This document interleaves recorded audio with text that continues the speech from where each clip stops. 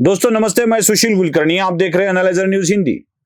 दोस्तों मैं आज आपको कुछ ऐसी चीजें दिखाने जा रहा हूं जिनको देखकर आप साफ साफ समझ जाएंगे कि किस तरह की बातें चलाई जाती है।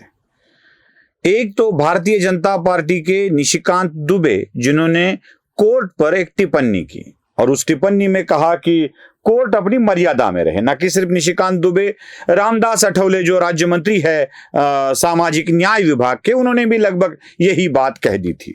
निशिकांत दुबे जी का वह वाक्य मैं आपको सुनाता हूं, सुन लीजिए। आप जब राम मंदिर का विषय होता है तो आप राम मंदिर में कहते हो कि कागज दिखाओ, कागज दिखाओ। कृष्ण जन्मभूमि का मामला आएगा मथुरा में तो कहोगे कागज दिखाओ।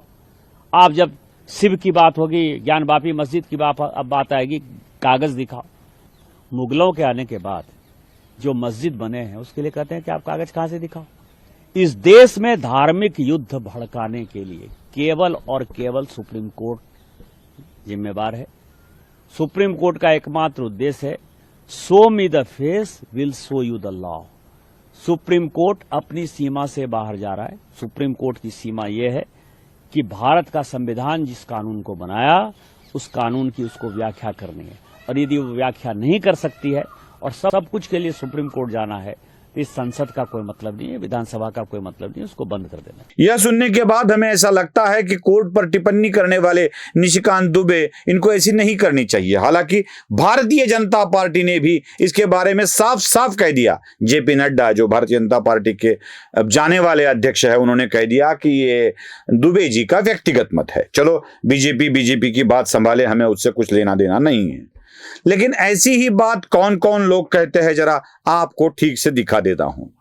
पहले दिखा देता हूं AIMIM के नेता असदुद्दीन ओवैसी 2019 में एक बात करते हैं, सुन लीजिए। सुप्रीम कोर्ट सुप्रीम है मगर इनफैलेबल नहीं है।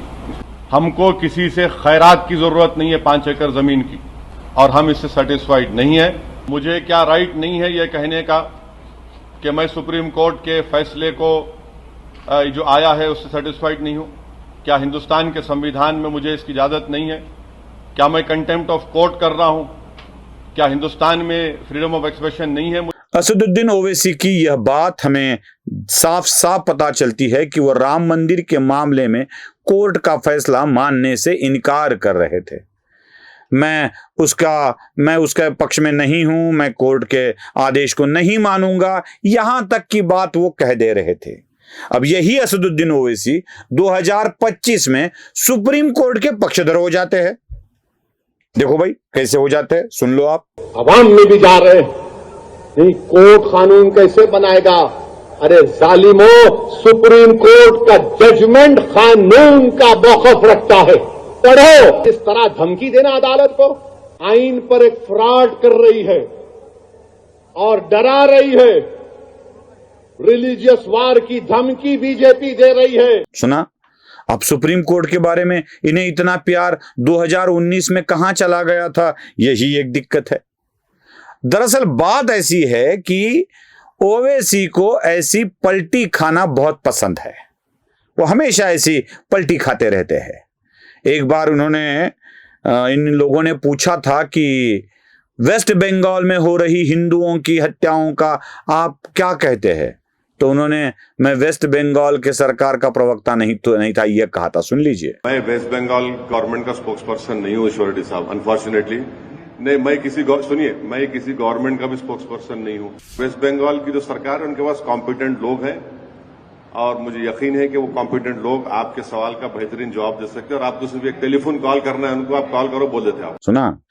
यही असदुद्दीन ओवैसी कुछ दिन पहले पैलेस्टीन पर होने वाले इजरायली हमलों का विरोध करते हुए, पैलेस्टीन न वो देश के न वो अपने, कुछ भी नहीं, इजराइल को समझाने की बात भारत सरकार से कर रहे थे, वो भी सुन लीजिए। तो हम हमारे देश के प्रधानमंत्री से ये अपील करते हैं, डिमांड करते हैं कि वो इजराइल पर, बल्कि हमारे प्रधानमंत्री G20 के भी अब हमारे पास प्रेसिडेंसी है, तो हम जब यूक्रेन पर हमले को कंडेम करते हैं तो ये भी हमला कंडेम करके वहां पे ह्यूमैनिटेरियन एक कॉरिडोर खोलना चाहिए ताकि गाजा की जनता को ह्यूमैनिटेरियन रिलीफ मिल सके।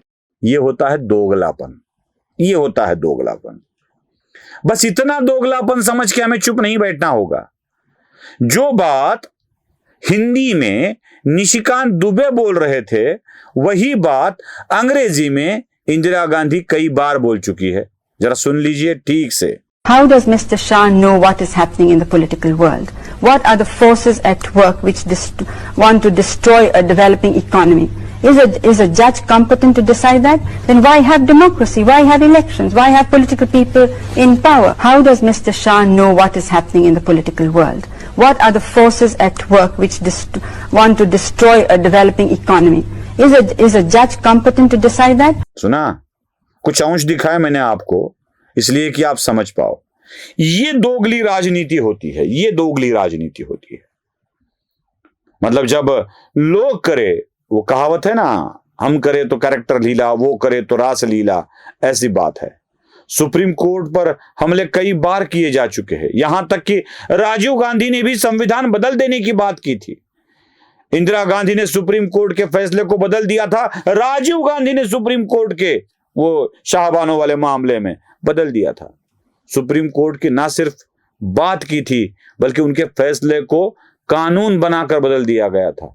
ये होता है दोगलापन। बस इसी दोगलेपन को आपके सामने लाना था, इसलिए ये वीडियो लेके आया। नमस्ते।